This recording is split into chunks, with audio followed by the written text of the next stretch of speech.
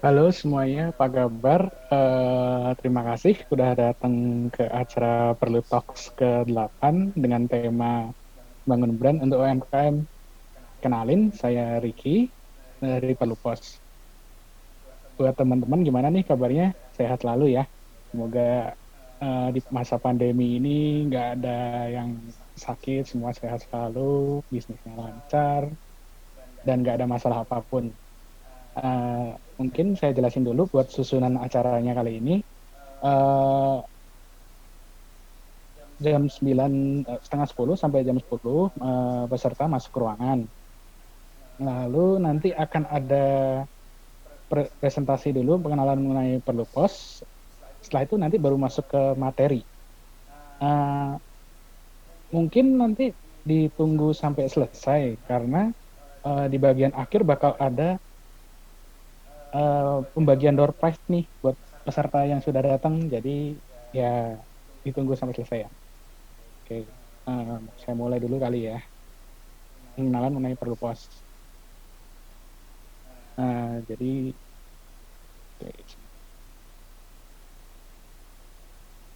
apa sih perlu pos itu sebenarnya? Perlu pos itu di sini mempunyai visi misi untuk membantu teman-teman pebisnis untuk mengelola bisnis lebih mudah dan terjangkau. Bisa dikelola dari kapan saja dan di mana saja. Mungkin banyak yang belum tahu ya sebenarnya apa sih itu POS. POS itu sebenarnya ada sebelah sistem kasir nih. Misalnya nih kalau teman-teman yang biasa bayar di kasir kan kita ngasih uang, kemudian kasir kasir memberikan struk. Nah, mesinnya itulah yang disebut aplikasi dan mesinnya itu yang disebut POS. Jadi misalnya sebuah sistem untuk transaksi jual beli. Nah, di gambar-gambar ini biasanya adalah kumpulan dari pain point yang kalau misalnya kita nggak pakai POS. Nah, biasanya kalau dengan tidak menggunakan POS, itu transaksinya akan manual. Jadi kan otomatis kayak memakan waktu, membuat antrian panjang, memperburuk seperti antrian yang panjang, jadi kayak membuat user experience-nya itu jelek gitu. Kedua, terkadang stoknya barang tuh sering berantakan karena eh, terkadang kita suka lupa salah catat. Jadi kayak ada mungkin barang yang masuk miss gitu. Ketiga, ini yang terkadang bikin biaya operasional jadi lebih mahal nih. Kalau misalnya tanpa POS, owner itu untuk mengeceknya kadang harus datang ke outletnya, ngecek pembukuannya, seperti berapa penjualan, berapa yang masuk, berapa yang keluar. Jadi sedikit lebih memakan waktu dan biaya. Nah, kemudian ada juga risiko pencurian. Misalnya nih, ada pegawainya yang agak nakal gitu, jadi kayak dia naikin harganya, tapi harganya kemudian dimasukin ke kantongnya dia sendiri gitu. Selanjutnya, ada juga ini yang bikin kadang orang males nih, laporan keuangannya manual. Kan kalau misalnya kita nggak pakai POS itu seperti kayak semua harus kita catat sendiri, semua harus uh, kita ketahui lah, karena keuangan kan suatu hal yang penting ya. Selanjutnya, untuk pengajuan modal lebih sulit, karena kalau misalnya kita pengajuan ke bank ya, biasanya itu mereka suka minta catatan keuangan, misalnya 1 tahun ke belakang atau 2 tahun ke belakang atau 3 bulan sebelumnya lah. Jadi itu jadi kayak salah satu suatu hal yang bikin sulit. Nah, apa sih sebenarnya perlu pos itu? Perlu pos itu adalah sebuah aplikasi mesin kasir digital. Jadi eh, yang bisa digunakan untuk mengelola outlet, produk, stok, karyawan, pelanggan, transaksi, kasir, semua itu bisa dilakukan dengan menggunakan perlu pos.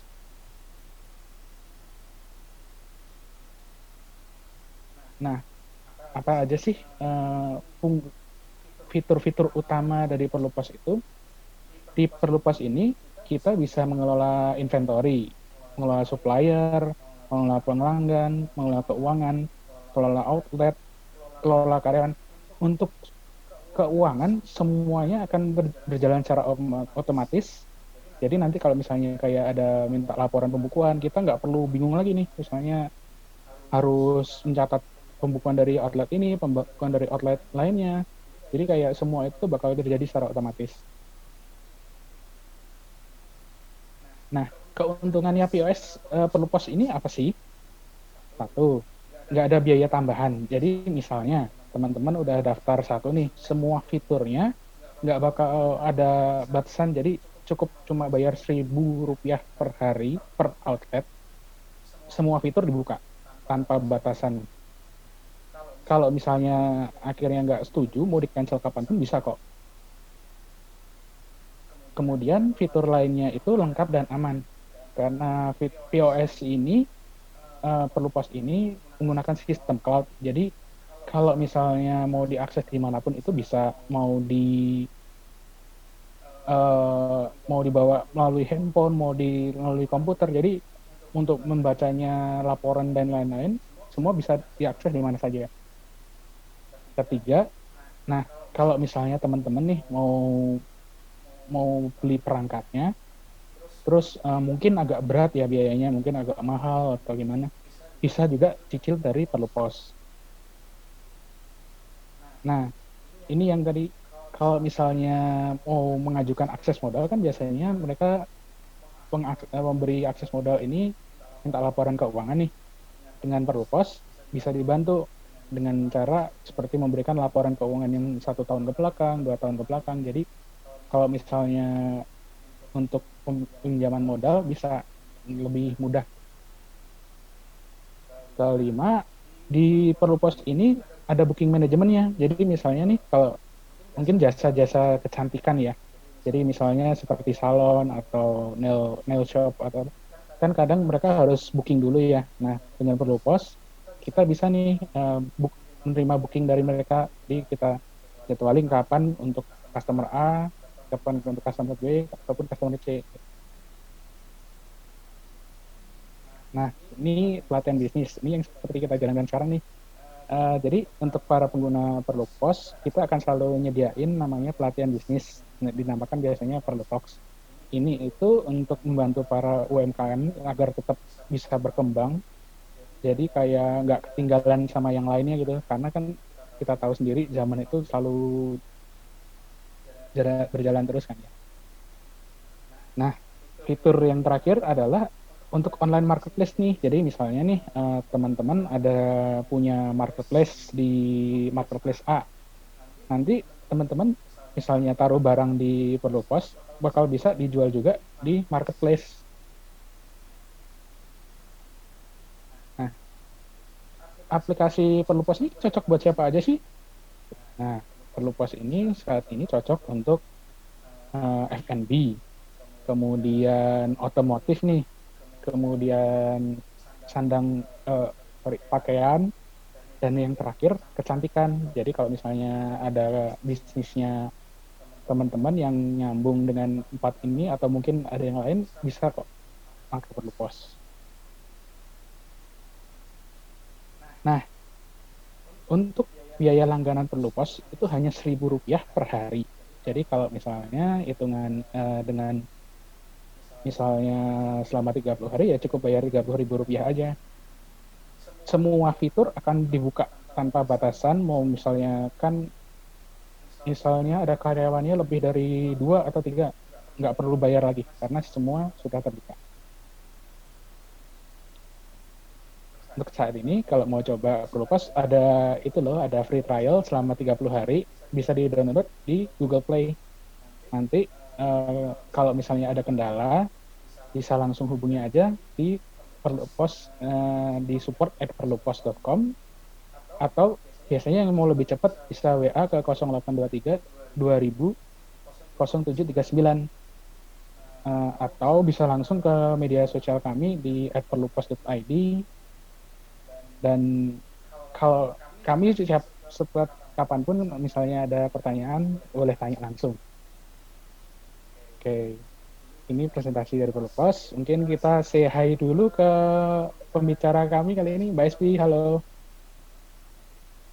Mbak Espi. Mbak Espi, halo. Halo, Oh, halo, apa kabar, Mbak? baik-baik. Halo Ya, kalian semua. mungkin webcamnya, Mbak. Sudahkah? Belum ya, belum keluar.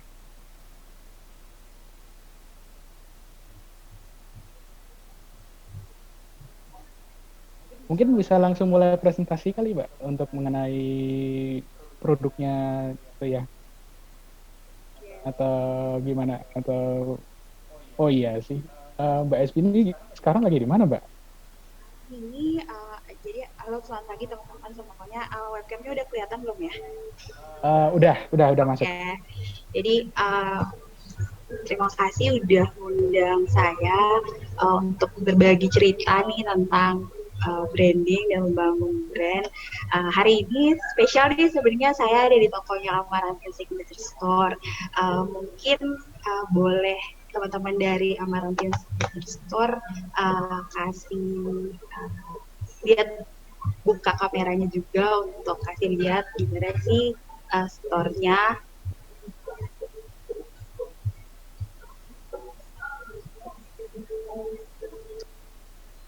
Karena hari ini kan ceritanya kita mau sharing-sharing hasil kolaborasi antara Perlupos sama Amarantin. Oke, ya, Mbak, silakan. Ya,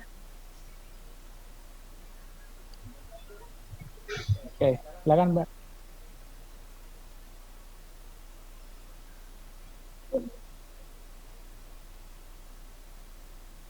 Mungkin mau mulai pengenalannya dulu, Mbak, nggak apa-apa loh. Untuk ini, uh, Amarantin. ya kebetulan mungkin perkenalan diri dulu ya untuk Boleh, Westi silakan. dan bahannya. Kebetulan saya di sini Luviana. Di sini saya pegang untuk PIC Store Amarantin Stock Signature di Trans Studio Mall Cibubur. Nah kebetulan kami mungkin sebelumnya ingin beri informasi dulu ya. Apa sih itu Amarantin? Apa sih itu produk Amarantin?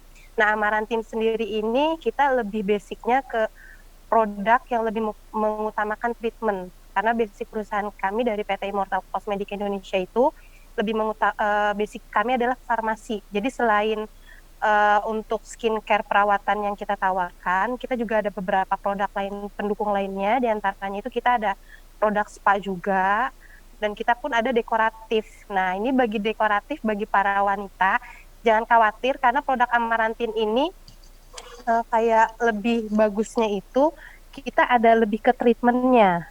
Jadi selain kita backup untuk mempercantik di luar, tapi kita lebih mengutamakan Amarantin itu lebih mengutamakan perawatan di dalam bagi kulit kita di dalam. Jadi selain mempercantik kulit kita di luar, kita juga lebih mengutamakan perawatan kulit sehat bagi pengguna produk Amarantinnya. Gitu. Jadi selain tadi aku share produk dekoratif dari Amarantin Kosmetik, kita juga ada beberapa skincare dengan beberapa jenis. Jadi itu skincare dari Amarantin ini bukan hanya untuk perawatan untuk para wanita aja, tapi kita juga mengapresiasi atau lebih mengutamakan juga perawatan untuk para pria yang biasanya tuh males ya untuk kayak pakai krim ini, krim itu gitu kan. Nah, sekarang Amarantin Signature memiliki produk men's health dari uh, perawatan untuk pria agar tampil lebih maskulin kayak gitu. Nah, selain itu juga, selain produk skincare pria dan wanita, kami juga memiliki produk spa, yang mana spa kita tuh medical spa. Kenapa kita disebutnya medical spa? Karena selain untuk treatment home spa di rumah, Amarantin juga mengandung kayak termasuk treatmentnya juga dan perawatannya juga untuk produk spanya dari head to toe itu dari ujung kepala atau dari rambut sampai ke ujung kaki itu treatmentnya kita ada semua jadi lengkap seperti itu. Nah, mungkin ini aku akan sharing dulu ya Bu Esbi ya, untuk gimana sih toko Amarantin Signature ini gitu kan. Mungkin yang aku share sekarang ini, kita selain ada produk kosmetik, kita ada juga mengembangkan kayak beberapa beauty case untuk para profesional makeup artist.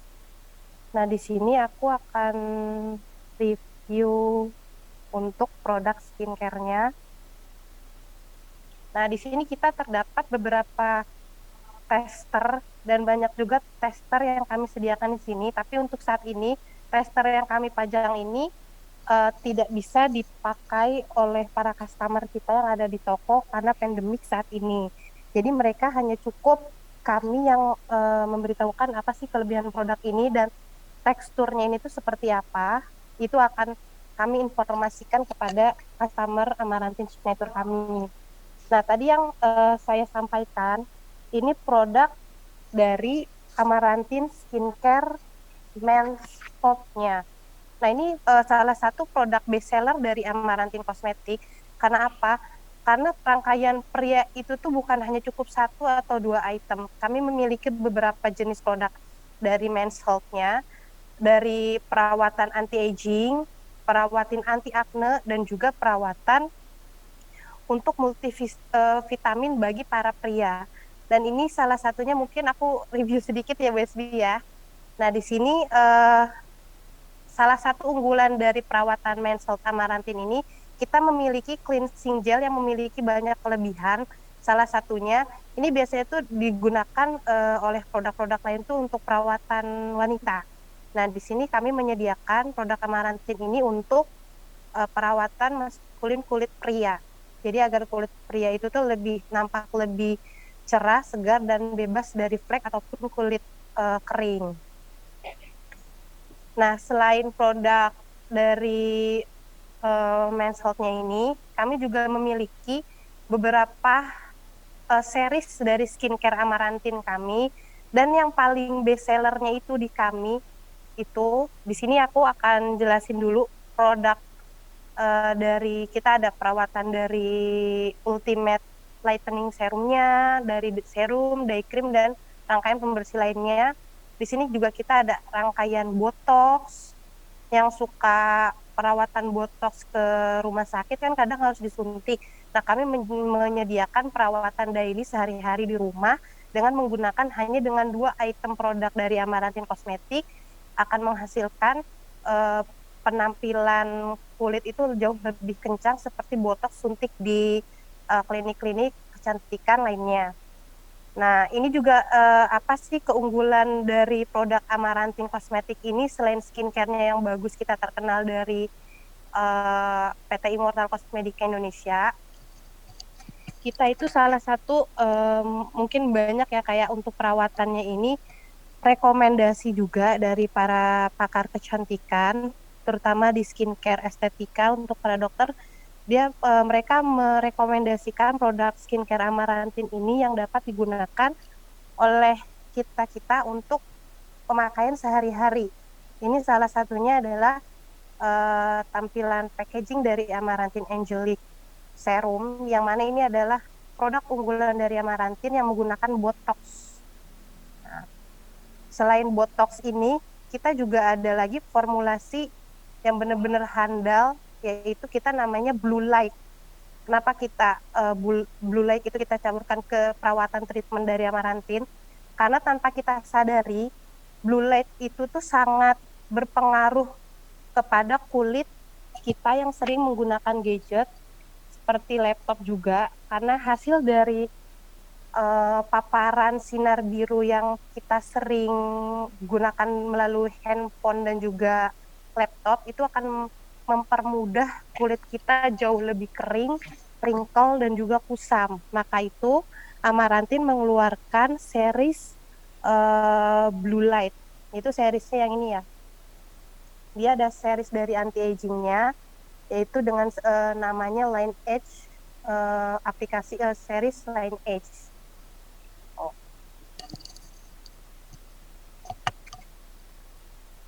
Mungkin bisa dilanjutkan nama Ibu ya.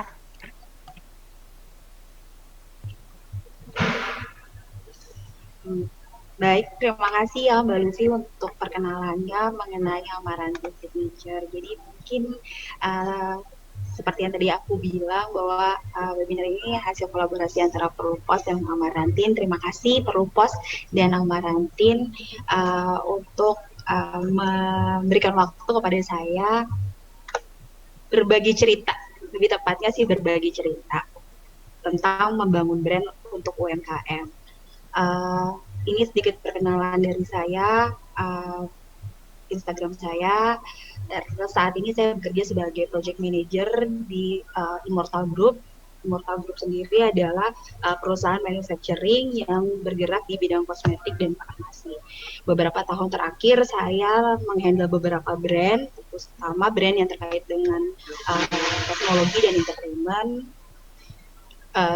Ini salah satu, bukan salah satu, emang ini brand yang sudah saya pegang selama ini, dan yang terakhir adalah brand-brand kosmetik dan fragrance.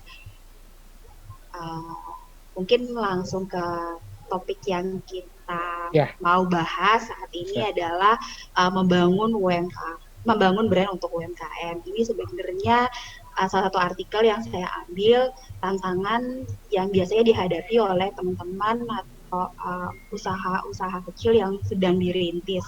Salah satunya adalah mendapatkan pelanggan, strategi bisnis, manajemen arus kas, modal usaha, dan sumber daya manusia. Dari tantangan-tantangan tersebut, saya mau coba share bagaimana branding itu atau membangun brand bisa membantu menghadapi challenge-challenge yang dihadapi oleh para UMKM. Jadi ini definisinya brand dan branding. Apa sih bedanya brand dan branding? Ini tuh sama seperti kayak situasinya ayam dan telur. Biasanya orang bilang, mana duluan nih, ayam atau telur. Nah, brand dan branding juga seperti itu. Biasanya orang akan bilang, oh ya tunggu terkenal dulu baru dilakukan. Tapi ternyata brand yang sustainable atau brand yang bisa dikenal oleh masyarakat atau target audience itu nggak bisa datang dalam satu hari. Jadi itu ada proses branding atau proses membangun suatu brand itu sehingga goalnya tercapai, yaitu image brand, yaitu apa yang orang atau masyarakat pikir tentang kita, tentang brand kita. Nah, biasanya ada banyak terms yang akan terkait dengan brand, misalnya kayak yang udah biasa didengar, misalnya logo, ada identity, ada value brand, terus ada brand ambassador, ada brand statement, ada brand reputation, yang nanti mungkin kita akan belajar satu-satu atau saya akan sharing. Terus kenapa sih branding? Nah, benefitnya adalah yang pertama adalah mendapatkan pengakuan dari konsumen. Yang kedua adalah meningkatkan nilai bisnis. Yang ketiga adalah menghasilkan pelanggan baru. Yang keempat adalah meningkatkan kebanggaan dan kepuasan karyawan. Yang kelima menciptakan kepercayaan pasar, dan yang keenam adalah mendukung iklan. Jadi apakah biasanya ada pertanyaan yang paling common itu apa bedanya branding dan promotion? Jadi branding itu harus dilakukan duluan supaya bisa mendukung iklan. Kenapa? Karena kalau misalnya brandingnya biasanya brand-brand yang baru itu akan bakar uang ya untuk spend a lot of money untuk mempromosikan, melakukan promosi. Tapi biasanya brand-brand yang sustainable, mereka akan membagi alokasi budget promosinya itu ke beberapa kegiatan lain, seperti misalnya CSR atau biasanya customer relation management, jadi kayak loyalty program gitu. Jadi branding itu biasanya dilakukan di awal untuk mendukung banyak hal yang nanti akan jadinya seperti investasi bagi si brand tersebut. Ini salah satu juga alasan kenapa branding. Ini salah satu post atau yang saya ambil dari Instagram yang di-post sama Perlupos. Sini ada cangkir kopi polos. Kalau kita jual itu dalamnya kopi itu mungkin 10.000. Tapi kalau begitu udah dipasang logo Starbucks, itu langsung berubah harganya jadi 50.000. Nah, kenapa branding itu perlu?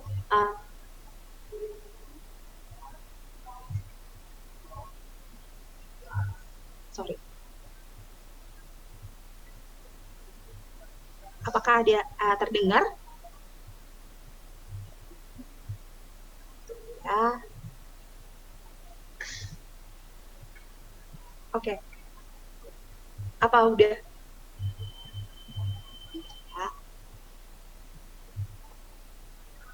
Boleh kita lanjut? Oke, saya lanjut ya.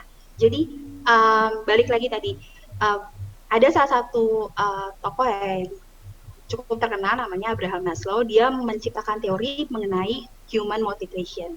Jadi di dalam kebutuhan manusia biasanya ada 5 level, yaitu fisiologis, rasa aman, sosial, penghargaan, aktualisasi diri. Nah, di level 1 itu cukup bisa dipenuhi dengan produk atau jasa atau yang biasanya kita sebut komoditas. Halo? Mbak Espi, maaf, ya. Slide-nya belum keluar. Oh gitu, tunggu ya. Sorry, tadi kelewat. Oh ya. Gitu. Tunggu ya, bisa. Share screen-nya mungkin belum. Oke, tunggu ya. Aku coba.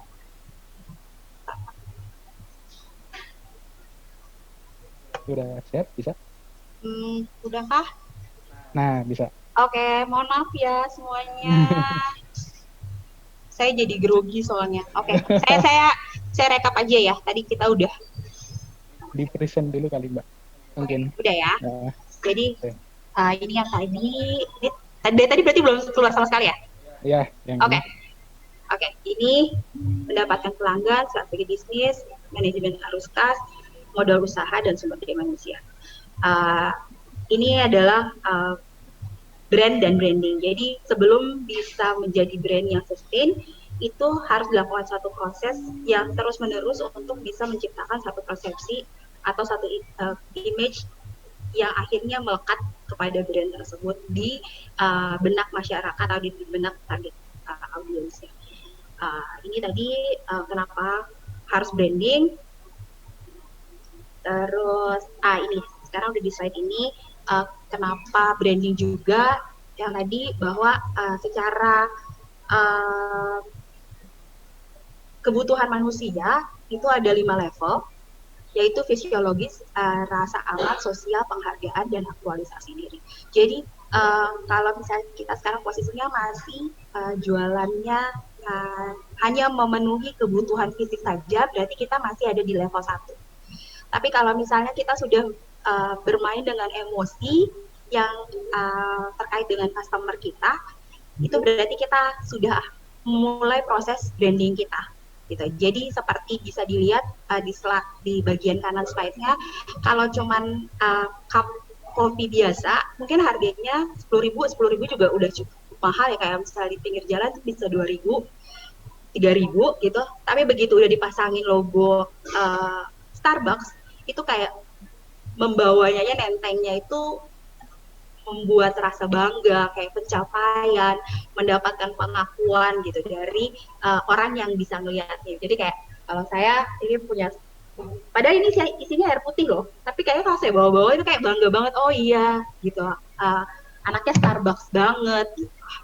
Jadi level 1 itu hanya cukup bisa dipenuhi dengan produk atau jasa atau komoditas. Tapi begitu kita mau bermain dengan emosi, berarti itu artinya kita sudah memulai proses branding satu brand kita atau satu produk kita. Nah, building your brand. Apa sih yang biasanya dipersiapkan dan maksudnya apa aja yang harus diperhatikan pada saat kita akan memulai branding. Oh ya, ini balik lagi. Jadi pada saat membangun ini, apa sih goal kita adalah dalam membangun brand agar dapat memenuhi kebutuhan fisik dan emosi yang dibutuhkan oleh target customer kita. Karena pemenuhan kebutuhan emosi itu akan membuat brand kita memiliki nilai jual. Nah, Ini faktor-faktor atau aspek yang biasanya perlu diperhatikan pada saat membangun brand, yaitu brand position, brand personality, brand story, brand promise, brand identity, dan brand association. Jadi ini bukan secara sequence 1, 2, 3, 4, tapi ini as a whole, jadi emang benar-benar harus direncanakan sebaik mungkin sebelum memulai proses membangun brandnya. Brand position. Jadi biasanya di sini akan banyak pertanyaan yang harus dijawab oleh sisi brand. Apa sih yang dijual? Kira-kira siapa calon customer yang menjadi target audience si brand tersebut? Mengapa customer itu harus membeli dari kita? Kira-kira siapa kompetitornya di market? Dan keunikan apa atau kelebihan produk kita di antara produk yang sejenis. Mungkin karena saya beberapa tahun terakhir ini lebih sering berkaitan sama brand fashion, jadi ilustrasinya yang di sebelah kanan itu adalah lebih ke produk-produk lifestyle, fashion lifestyle. Jadi misalnya kayak diukur dari segi harga, H&M sama Zara itu lebih di bawah dibandingkan dengan harga LV. Tapi secara value atau secara personality yang akan didapatkan oleh si pengguna itu ada emosi yang bisa menimbulkan kesan yang elegan atau klasik. Di sebelah kanan ada brand-brand yang biasanya lebih ke yang modern, sehingga pada saat dilakukan mapping seperti ini kita sudah bisa mengerti atau sudah tahu secara spesifik siapa calon customer kita dan bagaimana kita bisa mendekati mereka, memberikan nilai apa kepada mereka. Selain positioning tadi, kita juga harus mengerti pada saat kita menentukan target market kita harus mengerti bagaimana journey untuk bisa sampai ke mereka. Misalnya kalau di produk-produk fashion, kira-kira memperkenalkan brand kita atau produk kita itu via apa? Karena fashion itu lebih visual, lebih kasat mata, lebih yang indah-indah atau yang cantik-cantik. Yang paling disarankan adalah sosial medianya Instagram, karena itu biasanya lebih visual. Sedangkan misalnya di mana conversionnya, misalnya saya mensasar anak muda, mungkin di marketplace yang kira-kira pengunjungnya adalah anak muda, tetapi kayak tadi brand yang sebelumnya lebih ke brand-brand high end, apakah marketplace yang isinya anak muda sesuai? Kayaknya belum tentu juga gitu. Jadi itu sesuatu yang harus dimengerti oleh brand pada saat ingin menentukan setelah menentukan target marketnya. Yang kedua ini adalah brand promise. Brand promise itu adalah pesan atau komitmen yang dibuat oleh suatu brand.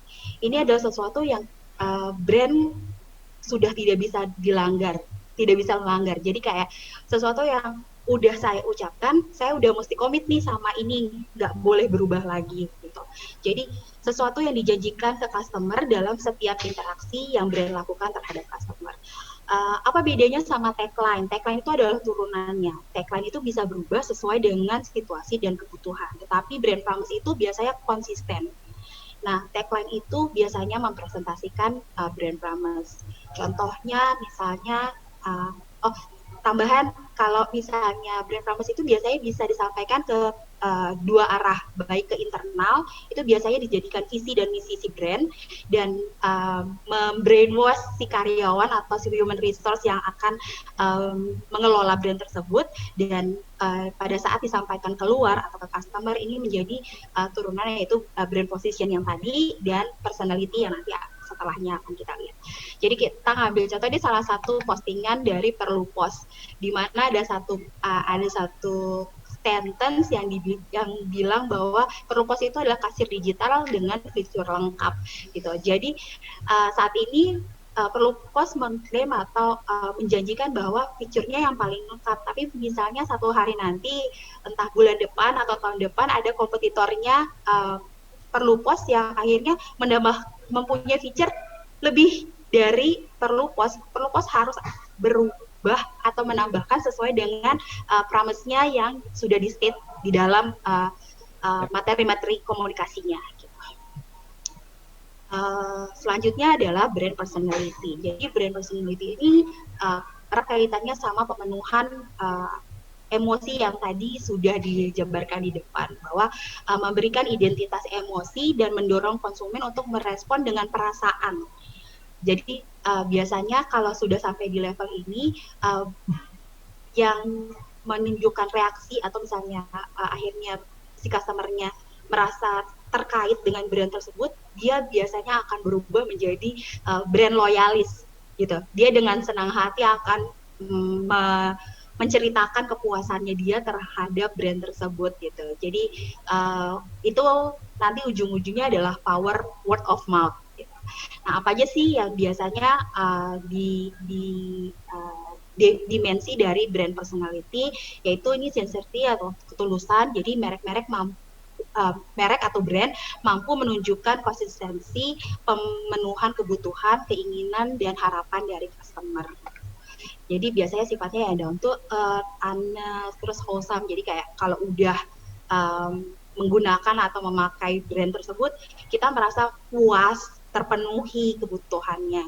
Sedangkan dimensi berikutnya adalah excitement. Excitement itu kayak kegembiraan, memberi rasa nyaman dan jadi gembira. Ini biasanya untuk brand-brand yang kaitannya atau target audiensnya orang muda gitu. Nah, yang berikutnya adalah kecakapan atau kompetensi. Nah, biasanya brand-brand IT nih, teknologi harus mempertimbangkan brand personality di sisi kompetens, karena mereka ingin customer-nya merasa bahwa mereka bisa diandalkan dan cukup pintar menjawab masalah-masalah atau memberikan solusi terhadap masalah yang sedang dihadapi oleh customer-nya. Nah, berikutnya adalah sophisticated. Nah, sophisticated ini biasanya erat sama naik level. Ini biasanya dekat dengan brand-brand luxury, brand-brand fashion yang biasanya brand-brand kosmetik yang biasanya setelah pakai itu bisa menimbulkan rasa percaya diri yang lebih, merasa bahwa saya naik kelas gitu ya. Tadinya misalnya levelnya dari cewek biasa-biasa gitu, saya pakai, saya langsung PD-nya seperti model gitu. Nah, ini biasanya dimensi emosi yang ditonjolkan oleh brand-brand fashion atau brand-brand yang kaitannya sama lifestyle. Dan yang ruggedness itu lebih ke ketangguhan gitu, kayak misalnya untuk brand-brand olahraga, brand-brand yang kayaknya untuk outdoor, sehingga menimbulkan kesan yang maskulin dan tangguh. Nah, berikutnya adalah Mbak SB sebentar, ini kayaknya ada banyak banget nih yang tanya nih, mau tanya-tanya dulu mungkin ya. Oke, mau dibaca dulu ya. Dibaca dulu deh kayaknya nih, misalnya dari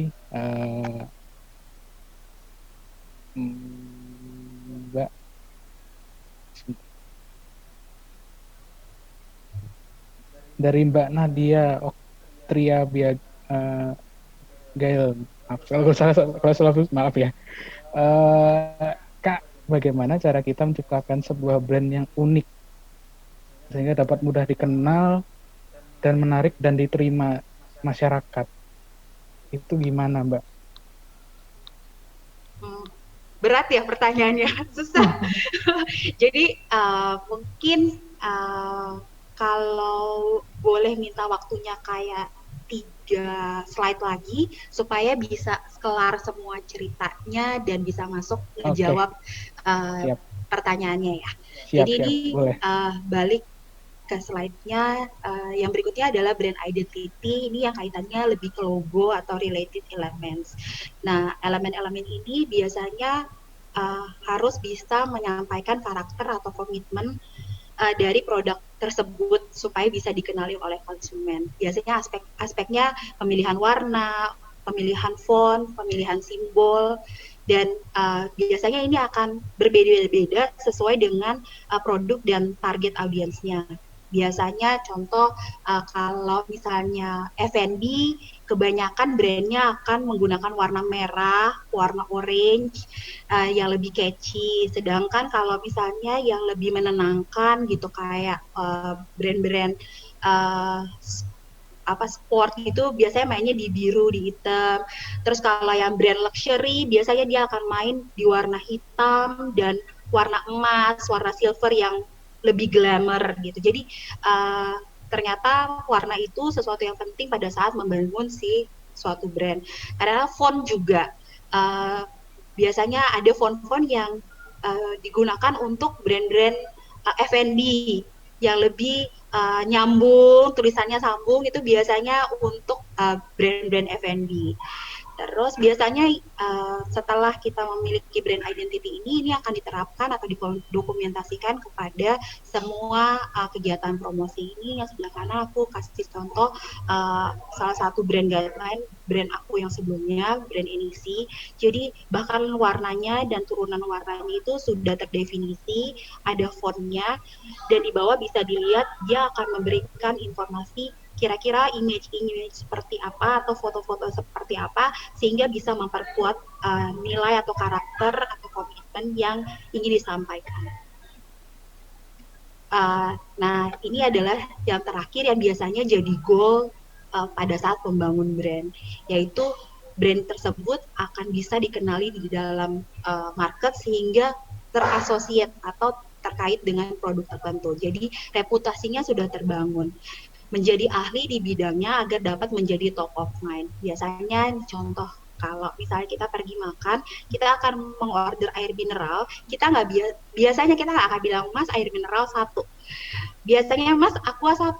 Padahal nanti yang akan datang itu bukan merek Aqua gitu. Jadi itu udah terset di otak bahwa oh ya kalau misalnya mau order air mineral itu sama Aqua. Berikutnya juga kayak popok bayi. Biasanya orang akan bilang, ibu-ibu bilang, Mas beli Pampers, ada Pampers apa? Loh, kan Pampers itu merek sebenarnya, bukan popok bayi. Tapi nanti akan dipilih misalnya adanya tersedianya Mami Popok. Gitu. Nah, ini ada sesuatu yang menjadi goal setiap proses membangun brand. Di sini ada satu sentence yang sebenarnya buat saya ini sesuatu yang challenging juga karena untuk menjadi ahli semua orang pengen jadi ahli, tapi apakah semua orang bisa jadi ahli? Kayak kalau misalnya dokter, biasanya dokter umum lebih banyak, dokter spesialis lebih sedikit lagi, apalagi kalau profesor gitu. Tapi nggak semua orang bisa jadi profesor karena perlu waktunya panjang. Apakah harus jadi ahli dulu baru dianggap brandnya sukses? Ternyata jadi nomor 1 atau jadi nomor 2 itu bukan sesuatu yang terlalu mengkhawatirkan. Artinya gini, di dalam pola pikir manusia ternyata otak kita bisa mengasosiasikan sesuatu dengan minimal 2 maksimal 2 brand gitu. Jadi kayak misalnya kalau sabun pencuci piring, strategi yang diterapkan oleh saya nggak apa-apa ya sebut merek ya, yang diterapkan oleh Mama Lime itu nggak apa-apa saya jadi nomor 2, toh saya mentargetkan target yang di bawahnya Sunlight gitu. Jadi semua berjalan dengan sendirinya di target marketnya masing-masing. Jadi hati-hati, agak menakutkan kalau semua orang pengen jadi ahli karena itu akan perlu proses yang panjang sehingga kayaknya terlalu susah gitu. Jadi sebenarnya ini akan terasosiasi sesuai dengan target marketnya masing-masing. Nah, pada saat kita sudah menetapkan semuanya ini, lalu kita akan mulai memperkenalkan brand kita ke market. Apa aja sih faktor yang biasanya kita harus terapkan di dalam campaign yang kita akan lakukan terkait brand campaign kita. Satu adalah original. Jadi kita harus bisa menjadi diri sendiri, brand kita sendiri tanpa harus berusaha mengcopy yang lain yang lebih sukses seperti tadi contoh si sabun pencuci piring itu. Dan harus punya perbedaan di antara brand-brand yang sudah ada dengan produk atau target market yang serupa. Dan kita harus menonjolkan spesialisasi kita, apa sih keistimewaan kita dibandingkan produk kita, dibanding produk-produk serupa di market. Lalu mempunyai integrity. Nah, integrity ini adalah bertanggung jawab terhadap apa yang sudah kita sampaikan. Misalnya kita berbeda di contoh kayak tadi saya bilang, mengambil contoh kayak Amaranti tadi, dia mengklaim bahwa kita berbeda karena ada kombinasi antara skincare dengan dekoratif, dan mengambil spesialisasi bahwa dia adalah produk yang bisa untuk anti Blu-ray, gitu, anti gelombang biru yang ditimbulkan oleh gadget. Nah, dengan message yang seperti itu, brand tersebut harus bertanggung jawab bahwa apa yang mereka klaim itu benar-benar bisa dibuktikan. Selanjutnya adalah goodwill. Nah, goodwill itu relate sama si relevan. Nah, kayak posisinya sekarang di situasi yang pandemi ini, sejujurnya semua brand pasti ingin jualan. Tapi kita nggak bisa serta-merta, oh ya udah jualan aja, dihajar terus. Tapi harus ada message-message atau campaign yang dilakukan oleh brand menunjukkan situasi yang sekarang dikombinasikan dengan goodwill. Karena tadi brand itu adalah sesuatu yang terkait dengan emosi calon customer-nya. Gitu. Jadi contoh banyak brand yang sekarang melakukan aksi-aksi sosial, misalnya beli sesuatu dapat masker, atau membeli sesuatu mendonasikan sebagian dari uangnya ke para ojek online gitu misalnya. Jadi itu sesuatu yang biasanya diterapkan oleh brand pada saat mereka ingin melakukan campaign. Yang berikutnya adalah visibility. Jadi apa yang sudah message, identity, terus positioning yang tadi itu harus bisa dipastikan terlihat oleh customer atau target customer-nya. Mau lewat sosial media, nah sosial medianya juga disesuaikan nih sama target marketnya. Setelah memilih nih sosial medianya atau website atau channel manapun yang sesuai dengan targetnya, kita harus konsisten. Nah, di sini nih biasanya sesuatu yang cukup krusial buat orang yang atau brand yang sedang dibangun. Konsistensi itu kadang-kadang up and down nih. Biasanya saya mau ambil contoh kayak ada orang yang sedang membangun atau sedang ingin dikenal sebagai influencer di sosial media. Kalau dia postingnya minggu ini 1, minggu depan 10, tapi nanti baru posting lagi 2 bulan depan. Nah, itu kayaknya bisa, tapi akan dirasa benefitnya sangat lama gitu. Jadi memang konsistensi itu penting. Selanjutnya kalau kita sudah konsisten dan bisa terlihat, biasanya kita akan mendapatkan acknowledge. Misalnya dapat like, dapat komen. Kalau di sosial media biasanya ada komentar atau ada review gitu. Jadi itu sesuatu yang artinya kita sudah di dalam track yang benar. Nah, setelah itu didapat, biasanya kita harus mengevaluasi. Makanya biasanya di beberapa channel tempat melakukan campaign atau mendeliver pesan seperti kayak di website atau di EDM atau email marketing, di sosial media itu ada analisanya, ada insight yang di belakangnya. Jadi kita harus lihat apakah ini sudah sesuai. Misalnya saya sudah menentukan brand saya memilih target market umur 35 sampai 45. Tapi yang follow atau yang banyak nge-like di sosial media saya umur 25 sampai 34. Apakah itu sesuai? Apakah saya akan pindah ke tempat yang lain? Apakah saya memiliki atau sudah melakukan promosi yang nggak pas gitu. Jadi itu semua ada evaluasi ini. Dan semua proses ini seperti yang tadi saya bilang, membangun brand itu bukan sehari 2 hari, itu adalah proses yang bertahun-tahun, memakan waktu. Jadi kitanya harus persisten gitu. Jadi artinya kalau menemukan kegagalan, jangan patah semangat, kita harus coba lagi karena brand-brand yang terkenal di luar sana itu nggak datang muncul dalam sehari. Jadi kalau sekarang brandnya baru 6 bulan terus masih belum ada yang beli, jangan patah semangat. Kita harus tetap apa nih yang salah. Balik lagi nih tadi ke evaluasi performance-nya. Ada yang salah kah? Apakah sudah melakukan yang benar kah? Artinya apakah sudah sesuai dengan apa yang sudah kita tetapkan sebelumnya gitu. Jadi semuanya ini satu kesatuan, satu siklus yang harus diterapkan secara berulang-ulang. Nah, sekarang udah selesai, jadi mungkin boleh langsung ke Q&A ya. Kayaknya udah banyak. Mantap banget materi yang Q&A-nya pun pertanyaannya pun luar biasa sekali nih pertanyaan-pertanyaannya nih. Paling rekap dulu kali ya dari Boleh. materinya. Berarti sebenarnya itu kalau dilihat utamanya itu branding itu adalah lebih ke arah seperti pemenuhan rasa emosi buat calon konsumen ya, berarti anggapannya ya.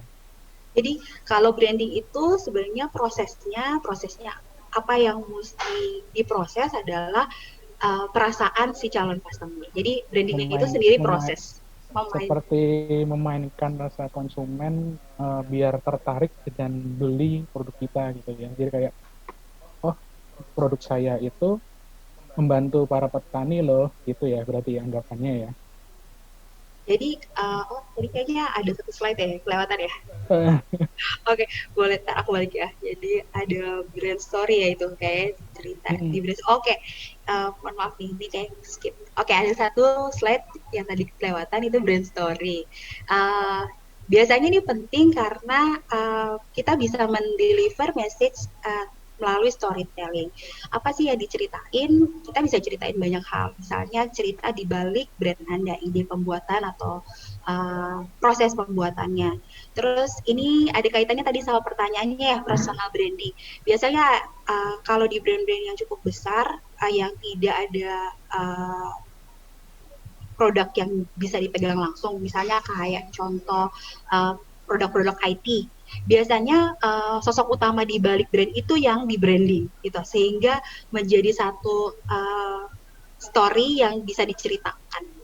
Terus sekarang juga banyak perusahaan-perusahaan besar yang menceritakan gimana kehidupan karyawannya di balik brand itu. Jadi biasanya brand-brand yang kaitannya sama B2B gitu, bisnis to bisnis, kan agak PR nih pada saat melakukan campaign di sosial media. Nah, yang dia pilih adalah menghidupkan story karyawannya di belakangnya gitu. Jadi kayak mungkin bisa sering lihat kayak ada brand, salah satu saya sebutnya brand IT namanya Juniper. Jadi kalau bisa dicek di Instagramnya, dia akan menceritakan gimana kehidupan karyawan-karyawannya.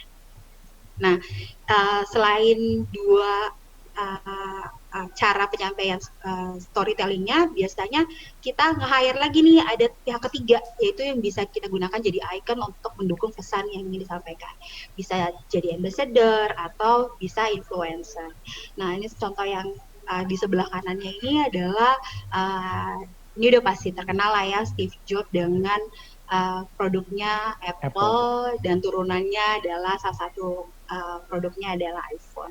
Nah, ini yang saya mau kasih contoh yang persis tadi pertanyaannya Mas Riki, itu adalah kecap Cap Nomo gitu. Jadi kalau pernah lihat message yang dulu-dulu disampaikan adalah mereka selalu bilang, oh kecap saya paling hitam. Itu advertising banget gitu, karena biasanya customer tuh ya, kamu mah jualan banget, semua orang bisa ngeklaim nomor satu. Tapi akhirnya dia merubah cara dia menyampaikan promosinya, yaitu dia menceritakan kecap saya ini didapat dari kedelai hitam Malika. Jadi kalau dicari nih Malika ini mau bener-bener ada, dan ini tuh dibuat oleh salah satu profesor atau ilmuwan lokal gitu. Jadi ini yang disampaikan bagaimana, oh ternyata dia hitam itu karena apa? Karena Malika itu bisa dilihat sama mereka, ada perkebunannya. Oh jadi sesuatu yang akhirnya mereka merasa engage gitu sama si brandnya tersebut. Oke, ini tadi yang skip. Kita balik lagi udah end. Oke, ini mungkin mulai langsung sesi Q&A kali ya. Ini pertanyaannya hebat-hebat semua ini. Kalau susah saya bingung juga nih. Oke, mungkin langsung saya sebut kali ya, dari Mas Henry Adam mau tanya nih, eh, berapa lama membangun branding dari awal dan bagaimana tahapan membangunnya? Apa apa hambatan yang selama ini dihadapi untuk membangun branding itu? Biasanya nggak ada terms waktu yang spesifik. Kayak tadi saya bilang, kadang-kadang ada ambisi atau ada ego dari brand, oh saya harus nomor satu gitu. Jadi biasanya kita punya satu evaluasi tertentu. Misalnya pada saat brand tersebut baru launching, kita akan mulai mengkampanyekan di konsep UMKM ya, konsep startup gitu ya. Dengan budget terbatas biasanya nggak bisa jor-joran untuk ngiklan, misalnya ngiklan di TV atau ngiklan dengan budget yang fantastis. Biasanya kita akan mulai dengan digital gitu ya, digital misalnya ngiklan bikin akun sosial media, terus mulai mengiklan via Facebook gitu. Terus biasanya apa yang diukur, yaitu engagement di sosial media, apakah insight-nya pada saat buat akun bisnis ya, kan biasanya di belakangnya ada insight ya, apakah sudah sesuai dengan target market yang memang sudah diwacanakan pada awal. Misalnya tadi memang saya mentargetkan umur 25 sampai 34, tapi harga saya 200 ribuan. Apakah itu sudah sesuai? Nah, pada saat sudah tidak sesuai, biasanya kita akan dukung nih dengan data-data insight. Oh ya, ternyata benar nih. Kenapa dia belum engage atau apa? Karena yang biasanya lebih banyak engage justru orang umur 34, 35 sampai 40 yang secara kematangan ekonomi mereka udah lebih settle, terus mungkin secara penyampaiannya juga ternyata lebih masuk sama umur mereka. Nah, itu dibalikin nih ke brandnya, apakah mau setia dengan apa yang di depan atau sekarang kita pivot gitu. Jadi segala macam data hasil yang kita lakukan itu bisa jadi evaluasi apakah ini sudah di track yang benar, udah di jalan yang benar, sehingga bisa dievaluasi gitu. Berarti itu lebih ke seperti hasilnya itu harus di track juga ya, jadi kayak nggak boleh asal saya mau jalanin ini gitu. Jadi kayak efektif nggak sih, ada hasil akhirnya nggak sih, misalnya pesannya sampai apa enggak gitu misalnya. Jadi makanya tadi di depan kita juga mesti belajar pada saat telah menentukan target market kita harus belajar nih customer journey untuk target market itu, dari mana bisa ketemu sama mereka. Oke, berarti siap. Oke, pertanyaan mungkin udah semoga menjawab ya Mas ya ini pertanyaannya ya. Terus dari Mbak Nadia mau tanya nih, bagaimana cara kita menciptakan sebuah brand yang unik sehingga dapat mudah dikenal dan menarik serta diterima sama masyarakat nih? Wah, itu susah banget ya. Pertanyaannya susah banget. Jadi mungkin yang bisa aku bilang adalah kita harus nyari spesialisasi kita atau spesialitas kita di mana. Keunikan produk yang kita jual dulu berarti ya? Iya, jadi misalnya kayak saya mau jual makanan sehat gitu. Makanan sehatnya seperti apa? Apakah sekedar makanan sehat non-MSG atau makanan sehat yang udah dihitung dengan dengan jumlah kalorinya, atau makanan sehat yang seperti apa gitu. Jadi emang udah detail nih, sehingga pada saat nanti dilempar ke market pastikan bahwa kita bisa kayak dapat feedbacknya gitu. Dapat feedback yang pas gitu. Tapi pastikan bahwa pada saat membuild ya, itu memang marketnya ada gitu. Jadi jangan sampai misalnya kita membuat sesuatu yang saya pernah pegang satu produk. Jadi di beberapa tahun yang lalu produk ini menjual feature face recognition. Beberapa tahun yang lalu itu belum happening. Jadi buat marketing timnya, buat brandnya, buat markomnya itu kayak, aduh ini udah nyoba ini segala macam, ternyata kok belum ada feedback gitu. Hingga satu saat ada kejadian yang menimpa, maksudnya bukan satu kejadian yang enak gitu, kayak ada teroris, ada bom, sehingga si face recognition-nya itu ternyata bisa digunakan.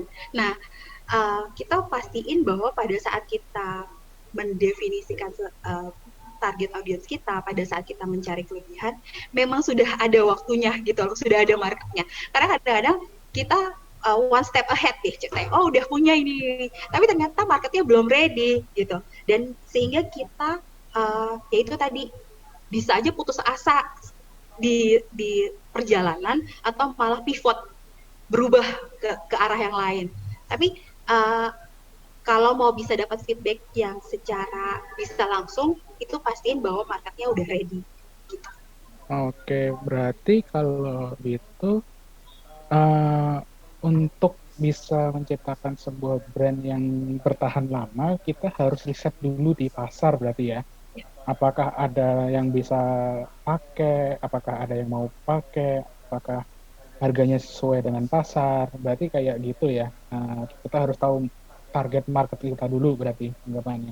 Iya, itu tadi makanya di fase brand position. Jadi Siap. kita sudah menjawab pertanyaan-pertanyaan yang kaitannya sama itu di fase awal. Oke, ini pertanyaan keduanya Mbak. Masih ada. Bagaimana caranya supaya personal branding dan brand produk dapat berjalan beriringan, menciptakan suatu keseimbangan dalam branding barengan, jadi kayak personal berarti anggapannya brand si produk ini bareng sama anggapnya foundernya gitu kali ya, bisa barengan gitu. Jadi biasanya aku balik ke slide ini ya. Ini ada personal branding. Biasanya ini erat kaitannya sama trust level atau acceptance di marketnya. Jadi sebenarnya saya pernah buat slide yang tentang ini, tapi somehow saya hide. Jadi saya jelasin secara lisan aja. Jadi misalnya saya balik lagi pakai contoh catering sehat ya, gitu. Bisa. Catering sehat, target marketnya udah ada nih sekarang, bisa di research di Google Trend juga kebutuhan terhadap itu dibuktikan dengan keyword, pencarian keywordnya cukup banyak gitu. Terus kondisinya sekarang pandemi kayak gini gitu ya.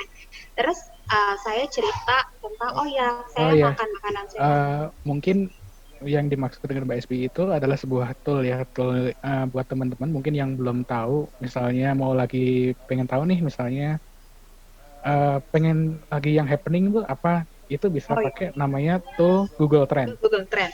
Nah, itu di situ teman-teman bisa kayak nemuin bagaimana apa sih yang lagi dicari di Google Indonesia saat ini itu.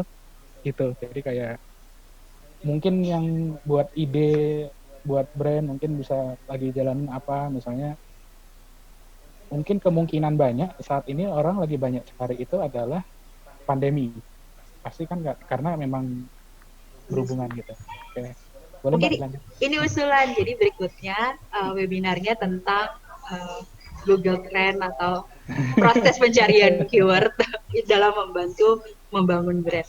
Jadi pada saat saya menjalankan campaign, mungkin bisa aja berhasil gitu. Tapi pada saat saya didukung dengan maaf ini lampunya tiba-tiba nyala soalnya tokonya baru buka, ini di mall, mallnya baru buka sekarang. Jadi pada saat didukung dengan personal branding, misalnya foundernya atau kokinya dulu mengalami satu masalah kesehatan, misalnya dia dulu overweight atau dia akhirnya gaya hidupnya nggak sehat, terus dia menemukan satu resep atau satu urutan makanan yang berhasil dicobakan kepada dirinya dan sekarang dia sehat dengan kebugaran atau dengan kesehatan yang perfect dibandingkan pada saat sebelumnya. itu pasti impact-nya lebih besar kepada produk yang dijual atau jasa yang dijual karena didukung dengan si personal brandingnya. Gitu. Secara fase atau secara siklus yang mesti dilakukan sebenarnya untuk personal branding mirip, hampir-hampir sama. Cuman bedanya yang satu adalah cerita tentang si orangnya tersebut. Kalau yang produk itu lebih detail kepada si kelebihan dan manfaat yang dirasakan oleh customer setelah menggunakan produk. Oke, mungkin semoga bisa menjawab ya Mbak buat pertanyaannya. Kemudian ada lagi Mbak, ini pertanyaannya dari Mbak Nadia. Bagaimana strategi promosi branding yang paling efektif selain iklan? Mungkin lebih dibilangnya bisa dari cerita kali ya, kayak menceritakan produknya gitu ya.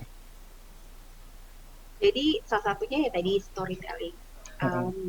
Mungkin yang membangun emosi. emosi. Ya, membangun emosi.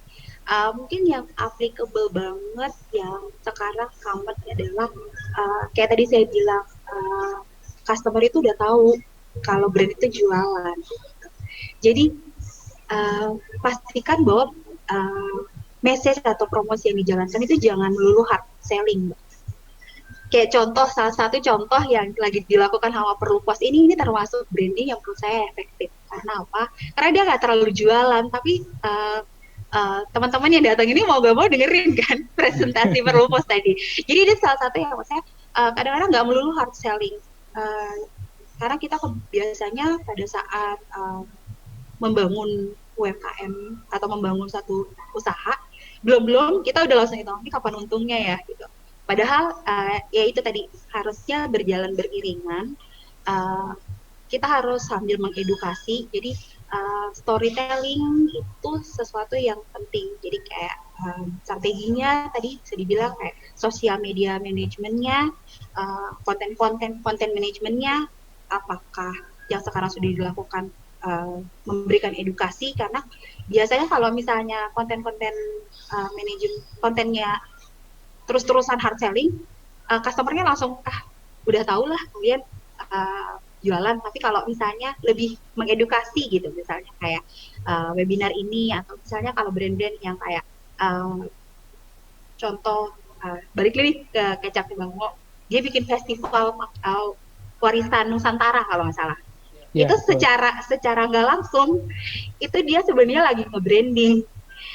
Jadi karena pelan-pelan kan, orang datang karena apa? Pengen merasakan kuliner Nusantara. Orang Jawa yang lagi merantau, orang Padang lagi merantau di Jawa, di Jakarta ada festival itu. Rasanya ingin ngerasain masakan Padang yang benar-benar otentik. Ya gitu. Jadi itulah yang dihadirkan oleh si Kecap Bangko itu. Jadi main emosi sebenarnya. Membangun rasa lokal berarti ya. Ya. Kayak lokal itu kan lokal tuh ya sesuai dengan ya, sesuai dengan target audiens. Oke, ini semoga menjawab ya Mbak. Lanjut lagi, ada lagi Mbak ini Mbak. Sebenarnya bagaimana aturan nama branding yang ada di Indonesia? Apakah jika sudah memiliki hak paten terhadap sebuah nama, maka kompetitor tidak dapat menggunakan nama yang sama?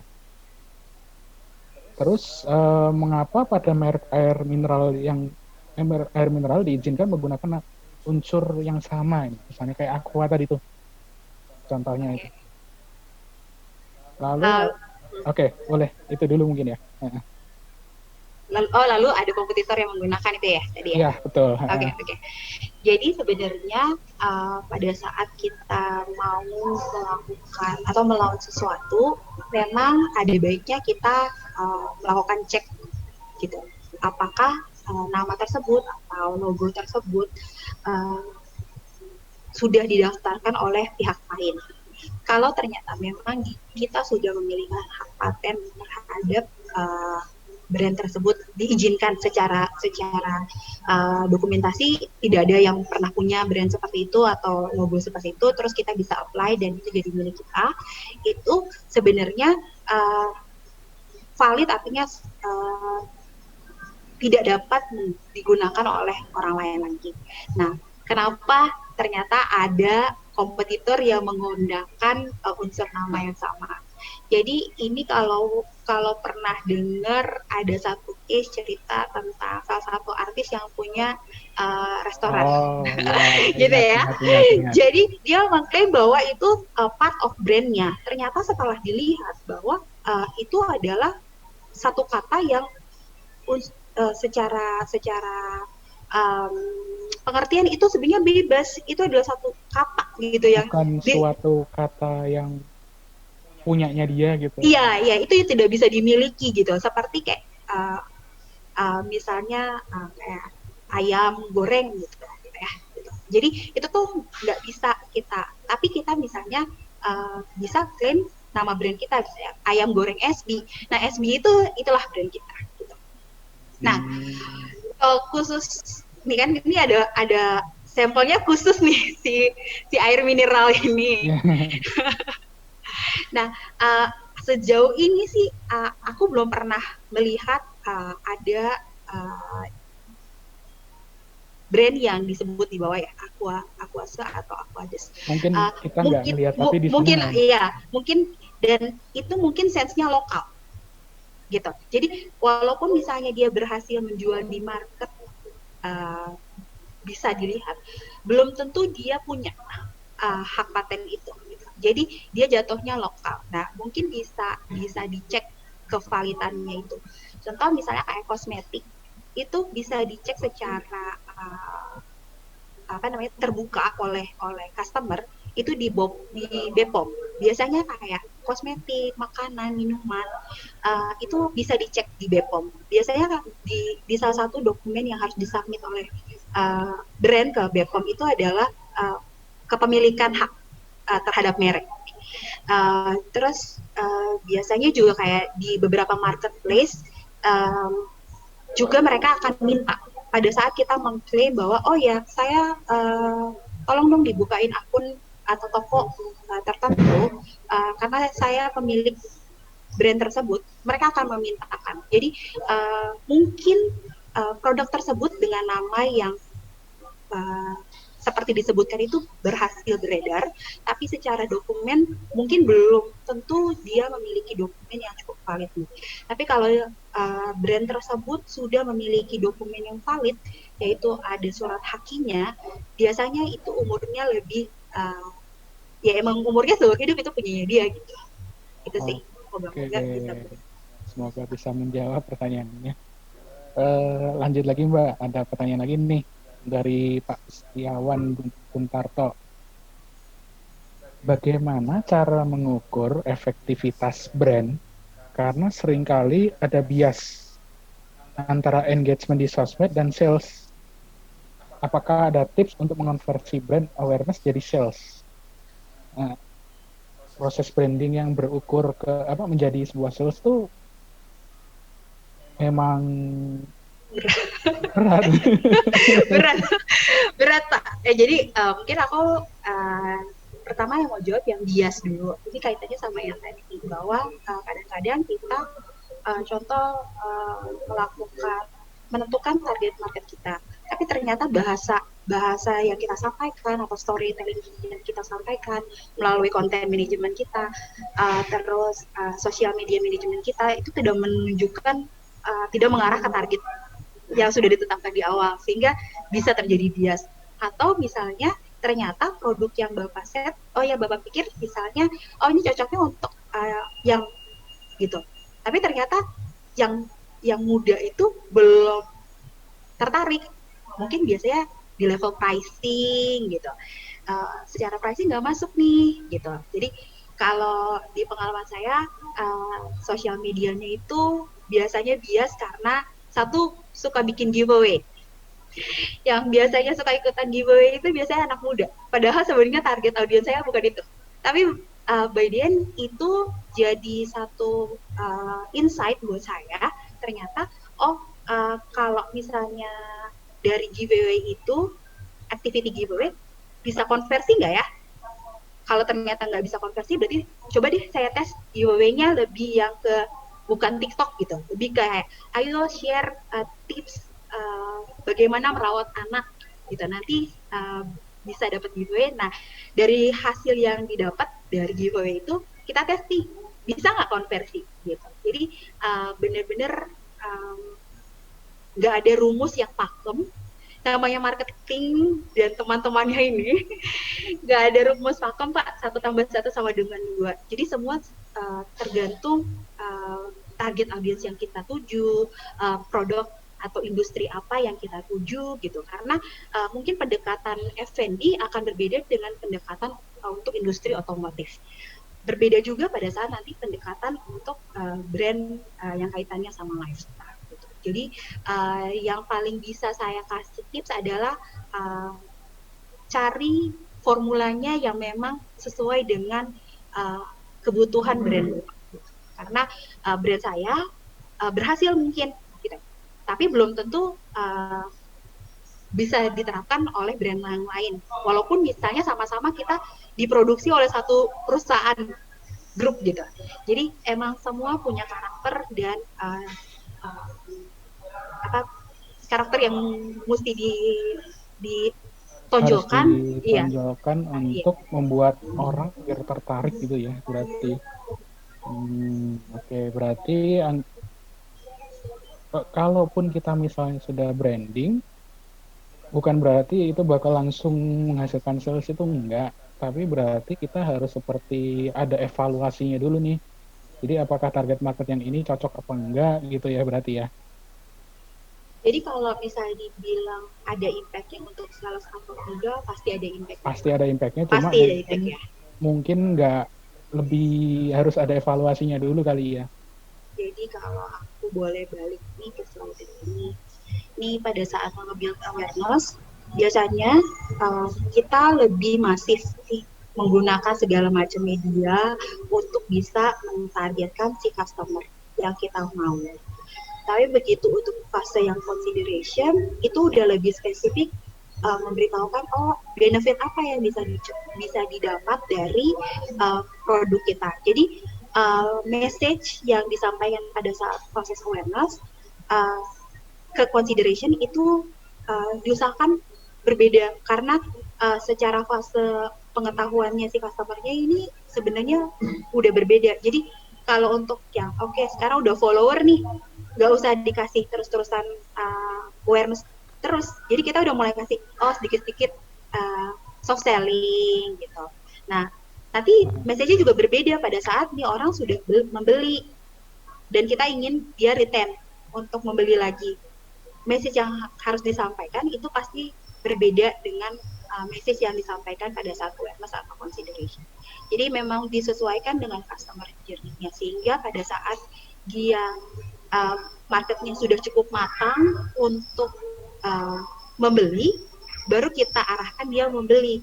Jangan dianya baru ditanam, baru dikasih bibit, terus kita udah mau main panen gitu. Jadi emang mesti dipelajari customer journey-nya. Moga-moga itu menjawab. Berarti memang untuk dari stage orang yang mempromosikan mengenai produk ini gitu ya. Jadi kayak bukan berarti kita langsung harus membuat orang consider untuk membeli kita. Karena mungkin aja kayak anggapannya orang belum tahu nih produk kita nih keuntungannya apa aja mungkin kan. Jadi kayak itu mungkin awareness dulu. Kemudian baru setelah beberapa lama, mungkin setelah 2 bulan, 3 bulan, baru dijalanin consider gitu mungkin ya. Ya, jadi mungkin kalau dari aku tipsnya kalau jual, misalnya ngiklannya di digital ya, biasanya di interestnya itu bisa kelihatan. Misalnya, mentargetkan orang-orang yang dalam seminggu terakhir itu mengklik button shop now di iklan-iklan yang lain. Nah, dicoba itu supaya dites apakah ini marketnya sudah cukup matang untuk diarahkan ke konversi. Oke, terima kasih. Semoga menjawab ini. Terus ada satu pertanyaan lagi nih, Mbak. Kapan suatu brand lama harus diganti? Sebenarnya itu tergantung situasi ya. Maksudnya kayak kalau dirasa brand itu sudah tidak relevan dalam artian brandnya atau produknya gitu. Contoh misalnya yang dialami oleh Fujifilm. Di eranya Fujifilm itu sangat happening. Karena apa? Karena semua orang memakai kamera analog yang mesti nyetak. Tapi dengan kemajuan teknologi sekarang, rasanya hanya beberapa atau mungkin yang profesional atau yang memang fotografer-fotografer yang khusus yang masih mencetak. Tapi selebihnya yang customer mass market sudah beralih ke digital. Jadi dia mau nggak mau melakukan pivot. Tapi secara brandnya sendiri, dia tidak berubah. Jadi dia akan biasanya yang paling memungkinkan adalah mereka merubah tagline. Tapi brand message-nya tetap sama, misalnya the best, misalnya kayak contoh ya, oh saya tetap akan berkutat dengan makanan gitu. Tapi yang tadinya saya makanannya penuh penyedap rasa, sekarang kebutuhannya adalah orang udah lebih aware nih sama non MSG. Jadi saya merubah nih tagline saya, bukan hanya rasa tapi juga sehat gitu. Jadi sebenarnya brand itu diusahakan dia komit, dia nggak akan berubah gitu. Tapi sejalannya dengan waktu, dia harus beradaptasi, iya benar. Dan biasanya itu akan dicerminkan atau diterapkan melalui misalnya tagline. Kalau misalnya beberapa brand merubah warna, misalnya kayak contoh Starbucks, perubahan logonya itu sering banget tuh, dia dari awal pertama kali dia berdiri sampai sekarang perubahan logonya sudah cukup sering gitu. Jadi secara brand nama Starbucksnya tidak berubah, ataupun kalau ada berubah itu hanya sedikit gitu. Karena itu nanti akan ada hubungannya sama haki, sama segala macam, dan surat-surat harus berganti segala macam. Jadi biasanya brandnya itu sendiri tidak akan berubah, tapi memang message atau brandnya sendiri harus bisa beradaptasi dengan situasi atau tantangan yang ada di market, supaya again adanya brand itu bisa menjawab kebutuhan masyarakat, baik secara fisik yang memang mereka butuhkan dan secara emosi. Moga-moga itu bisa menjawab. Dulu pernah juga ada kasus yang itu Mbak, yang perusahaan IT kamera atau apa, malah akhirnya mungkin dia menganggap brandnya dia udah terlalu tersaingi gitu ya mungkin, yang akhirnya pivot ke kosmetik. Iya, saya tahu itu. Saya tahu itu. Itu. Iya, itu ada. Jadi kayak saya mungkin, mau iya, ceritanya. Ya boleh. Kemarin ini di industri kosmetik pada saat awal pandemi itu lumayan terdampak parah, karena satu, orang nggak keluar lagi, dua, orang pakai masker, pakai lipstick juga udah nggak perlu kali ya. Tapi akhirnya banyak brand kosmetik akhirnya pivot. Akhirnya mereka menyediakan hand sanitizer. Karena apa? Oh ya, ini kebutuhannya. Tapi secara brand nggak berubah. Gitu. Tapi pivot beradaptasi itu adalah sesuatu yang acceptable, karena itu menjawab tantangan yang ada di market. Sama seperti yang tadi diceritain sama Mas Ricky, bahwa ada brand yang tadinya jualannya kok kaitannya sama kamera, produk IT, terus sekarang tiba-tiba dia berganti cukup jauh ke skincare. Iya, itu ada banget ya. Tapi akhirnya dia karena pindah ke kosmetik itu dia bisa bertahan lama loh sampai sekarang. Ya. Benar. Jadi kadang adaptatif itu sesuatu yang perlu, makanya tadi kayak relevan, apa sih lagi dibutuhin di market gitu. Kadang kita ada sisi egonya, oh iya saya nggak perlu sebut brand, ini ada banyak brand yang dengan egonya tidak mau berubah, tidak mau melihat kebutuhan market itu seperti apa, sehingga akhirnya dia jatuh sendiri gitu. Pada saat dia mau berbalik itu udah cukup terlambat gitu. Pada saat awal-awal dia punya kesempatan untuk ngambil market itu, tapi cukup ego untuk bertahan di situ. Nah biasanya nih yang kayak gini adalah brand-brand yang kaitannya sama teknologi, sama yang sesuatu yang berjalannya cukup cepat, inovasinya cukup cepat, sehingga kita harus adaptatif. Oke, mungkin contoh yang lain kayak brand Yahoo waktu itu. Kemarin sempat pernah mau beli Google, tapi Maju, eh, maju mundur ya. maju mundur akhirnya Maju mundur. akhirnya dia marah sendiri, jatuh sendiri kan, karena memang kebutuhan market itu penting. Apakah market lagi membutuhkan apa enggak itu memang penting kayak untuk branding kali ya, mungkin gitu ya. Karena emang maksudnya apa yang kita mau tawarkan adalah sesuatu yang harus diperluin. Makanya tadi saya cerita pernah punya pengalaman uh, secara teknologinya saya bisa bilang dia nomor satu gitu. Tapi saat itu marketnya belum cukup matang untuk itu. Jadi dia harus menunggu. Untungnya brandnya konsisten, persisten, dia coba lagi sampai akhirnya marketnya matang untuk menerima itu, dan akhirnya saya tahu itu sesuatu yang mungkin cukup terkenal gitu.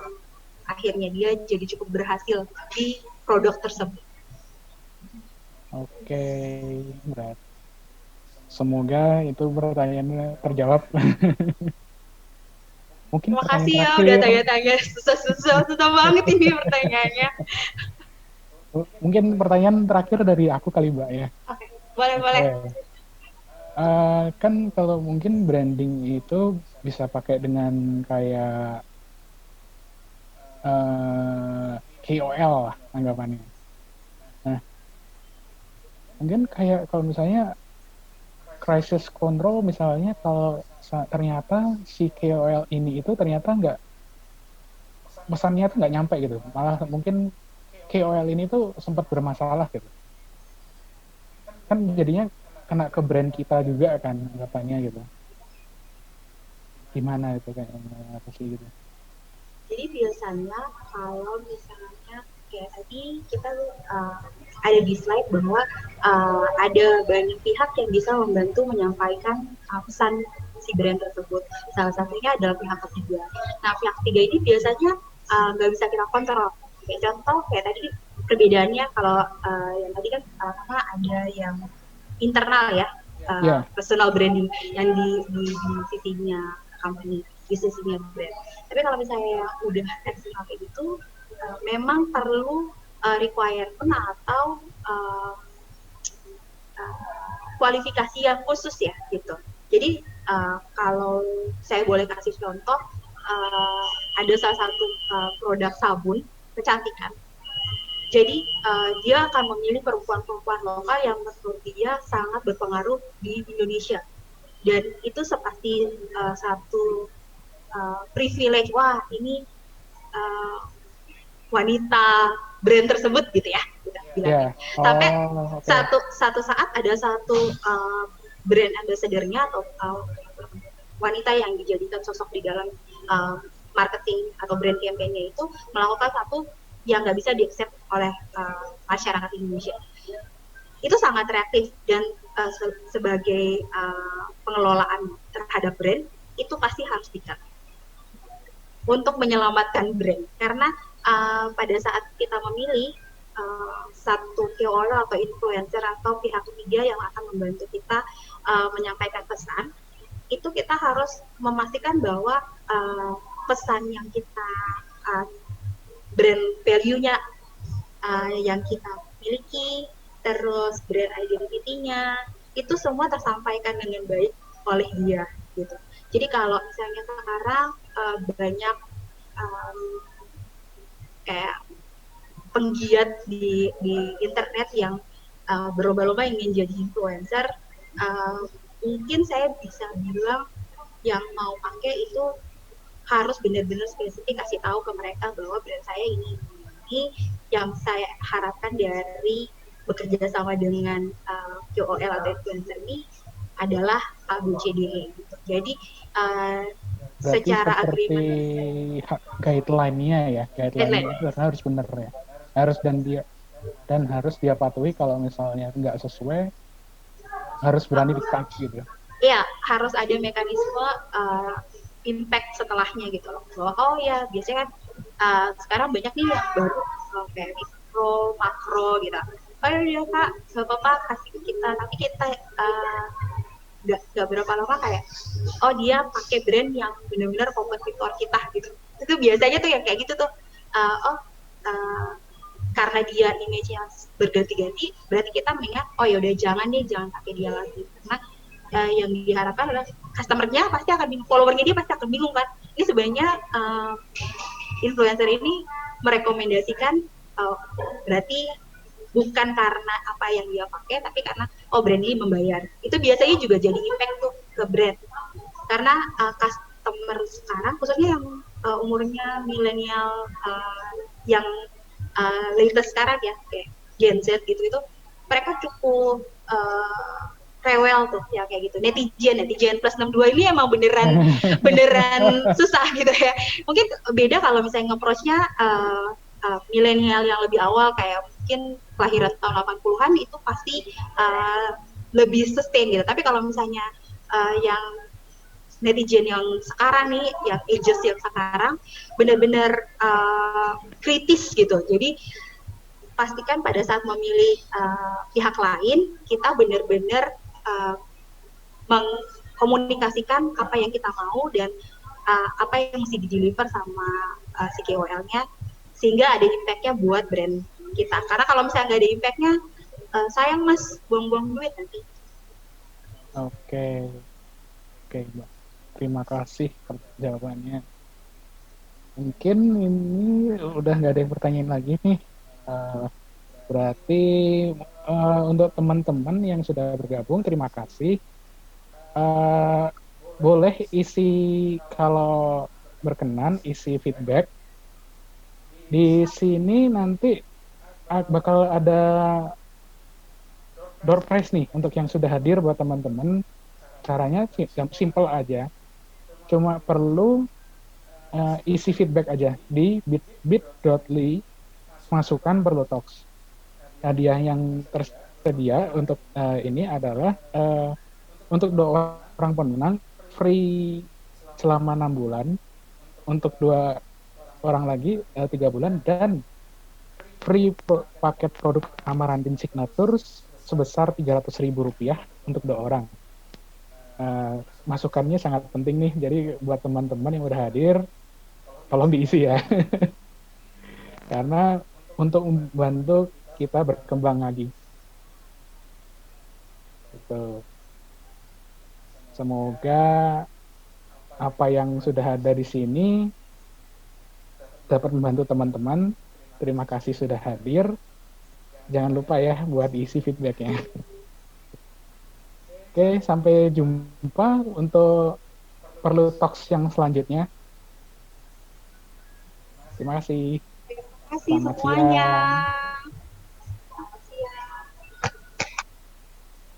Oh ya, untuk yang sudah hadir, mungkin mau materinya, boleh ditulis emailnya di kolom komentar nanti biar kami kirim satu-satu untuk materi yang mau ya.